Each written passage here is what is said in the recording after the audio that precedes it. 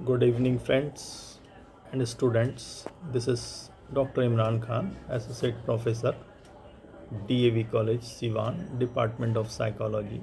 This note is compiled for PG second semester students, paper 5th.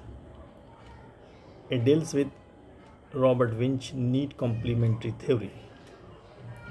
Need complementary theory को हिंदी में पूरक आवश्यकता सिद्धांत भी कहा जाता है। पूरक आवश्यकता सिद्धांत रॉबर्ट विंच 1958 द्वारा अंतर्वैयक्तिक आकर्षण की व्याख्या करने के संदर्भ में किया गया। उनके अनुसार दो व्यक्तियों के बीच आकर्षण का आधार पूरक आवश्यकताएं होती हैं। दूसरे शब्दों में ये कहा जा सकता है कि दो व्यक्तियों की आवश्यकताओं में भिन्नता ना कि समानता आकर्षण का आधार होता है। इस सिद्धांत की पृष्ठभूमि मूलतः साथी चयन के संबंध में किए गए अध्ययनों पर आधारित है। विंच का विश्वास था कि यद्यपि एक दूसरे से प्रेम एवं विवाह करने वाले व्यक्तियों की सामाजिक पृष्ठभूमि लगभग समान होती है, लेकिन उन दोनों के बीच आकर्षण का मुख्य कारण उनकी आवश्यकताएं ही होती हैं।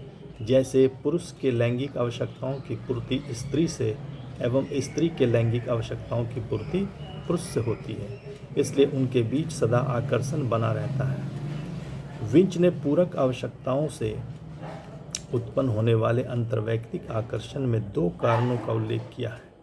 पहला, पूरक आवश्यकताओं की संतुष्टि की स्थिति में एक व्यक्ति द्वारा प्रदर्शित अंतःक्रिया दूसरे व्यक्ति के लिए पुरस्कार का काम करता है।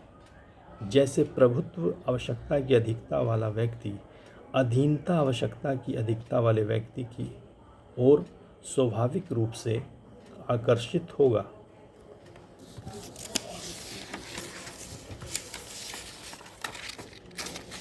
दूसरा कारण ये बतलाया गया है कि एक व्यक्ति किसी ऐसे विशेषता वाले व्यक्ति के प्रति आकर्षित होता है जिसे प्राप्त करने की इच्छा उसे कभी हुई थी, लेकिन परिस्थितिवश वह उसे प्राप्त करने में असफल रहा या सफल नहीं हो सका।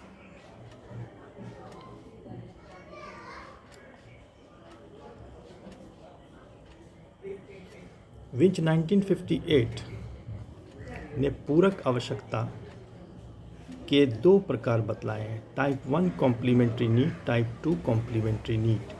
टाइप 1 कॉम्प्लीमेंट्री नीड से तात्पर्य है कि जो आवश्यकता एक व्यक्ति में अधिक है वही आवश्यकता दूसरे व्यक्ति में कम हो सकती है। टाइप 2 कॉम्प्लीमेंट्री नीड का अर्थ है कि किसी व्यक्ति ए में कोई एक या एक से अधिक आवश्यकता उच्च हो सकती है तथा व्यक्ति बी यानी दूसरे व्यक्ति में उच्च या निम्न हो सकता है। ऐसी परिस्थिति में दोनों के बीच आकर्षण बनी रहती है।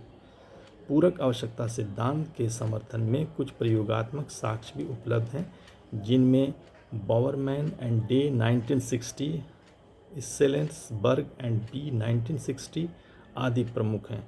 बावजूद इसके विंच के सिद्धांत की आलोचनाएं भी हुई हैं, जिनमें निम्नलिखित प्रमुख हैं। सेकंड 1972 के अनुसार पूरक आवश्यकता सिद्धांत में इंटरनल कंसिस्टेंसी की बड़ी कमी है। रोज़ाओ एंड लेवेंजर 1964 का विचार है कि इस सिद्धांत में कंसेप्चुअल तथा मैथडोलॉजिकल दोष है। उनका तर्क था कि ऐसे व्यक्ति जिनमें हाई नीड फॉर एफिलिएशन होता है हमेशा साथ साथ रहना पसंद नहीं भी करते हैं। लेविंजर एंड थार्प ने पूरक सिद्धांत की आलोचना करते हुए कहा कि आवश्यकता अभिव्यक्ति तथा संतुष्टि की समुचित व्याख्या भूमिका संबंध से अलग संबंध नहीं है।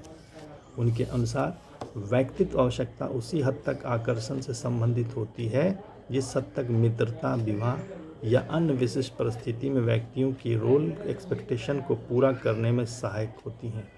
एक व्यक्ति पति या पत्नी की भूमिका में प्रभुत्व का प्रदर्शन और अपने बॉस के सामने विनम्रता का प्रदर्शन कर सकता है। तीसरा, बर्नमैन 1966 ने इस सिद्धांत को आंशिक रूप से सफल माना। निष्कर्षतः ये कहा जा सकता है कि पूरक आवश्यकता सिद्धांत अंतर्वैयक्तिक आकर्षण की व्याख्या करने में एक्सचेंज थ्योरी तथा अन्य सिद्धांतों के समान सक्षम नहीं है। धन्यवाद। अगर कोई सवाल है, क्वेश्चन है, तो you can ask this questions on my WhatsApp through chatting. Thank you.